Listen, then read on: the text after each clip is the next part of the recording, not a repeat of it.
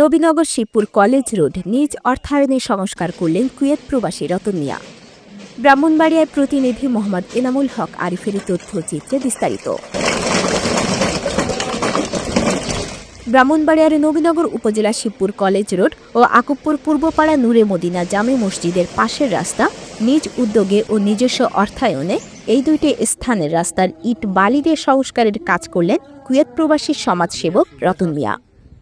এলাকাবাসী জানান, এই দুইটি স্থানের রাস্তা দিয়ে স্কুল কলেজের ছাত্রছাত্রী ও এলাকাবাসী এবং যানবাহন চলাচলে বছর জুড়ে দুর্ভোগ লেগেই থাকে। বৃষ্টির পানিতে এই দুই স্থানের রাস্তার উপর থেকে নিষ্কাশনের জায়গা না থাকায় বছর জুড়ে দুর্ভোগ লেগেই থাকে। আকুবপুর গ্রামের কৃতি সন্তান কুয়েত প্রবাসী বিশিষ্ট ব্যবসায়ী শিবপুর ২ নম্বর ওয়ার্ডের মেম্বার পদপ্রার্থী কুয়েত প্রবাসী সমাজসেবক মোহাম্মদ রতন মিয়া বলেন, এই দুইটি রাস্তায় যানবাহন চলাচল স্বাভাবিক রাখতে এবং এই রাস্তায় চলাচলকারী যাত্রীসহ স্কুল কলেজ মাদ্রাসার শিক্ষার্থীদের দুর্ভোগের কথা মাথায় রেখে আমার নিজ আপ্রাণ চেষ্টায় রাস্তাটিতে ইট বালি দিয়ে সংস্কারে এগিয়ে এসেছি। আমি একজন কুয়েত প্রবাসী। আমি দেশে আসছি, আসার পরে শিবপুর বাজার যাই, কিন্তু কোনো গাড়ি হয় না আসার জন্য। আর বিশেষ করে যে কলেজের সামনে অনেক ছাত্রছাত্রী যাওয়া অনেক কষ্ট হয়। এরপরে আকাপুরবাসীর পক্ষ থেকে, আমাদের ২ নম্বরবাসীর পক্ষ থেকে ইনশাল্লাহ আমি দোয়ার প্রার্থী। আর আমি সবসময় সবাই কাজ করতে পারি, এই দোয়া ইনশাল্লাহ। এই রাস্তাটা দীর্ঘদিন যাবৎ বেহাল অবস্থায় ছিল।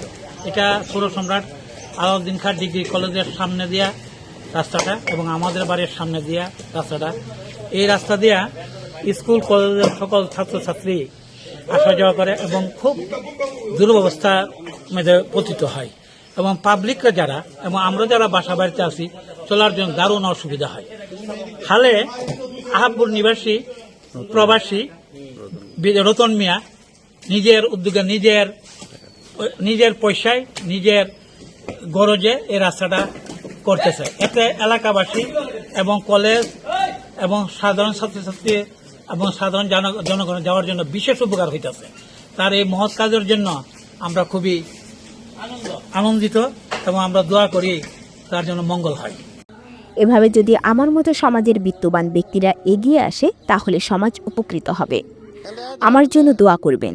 এই গ্রামের আনাচে কানাচে অনেক রাস্তার কাজ অসমাপ্ত রয়েছে, তাই গ্রামের স্বার্থে অবকাঠামো উন্নয়নমূলক কাজ করতে পারি ও সন্ত্রাস, দুর্নীতি, মাদকমুক্ত ওয়ার্ড গড়ে তুলতে পারি এবং এলাকার উন্নয়নে নিজের সর্বোচ্চ শ্রম ও মেধা দিয়ে কাজ করে যেতে পারি।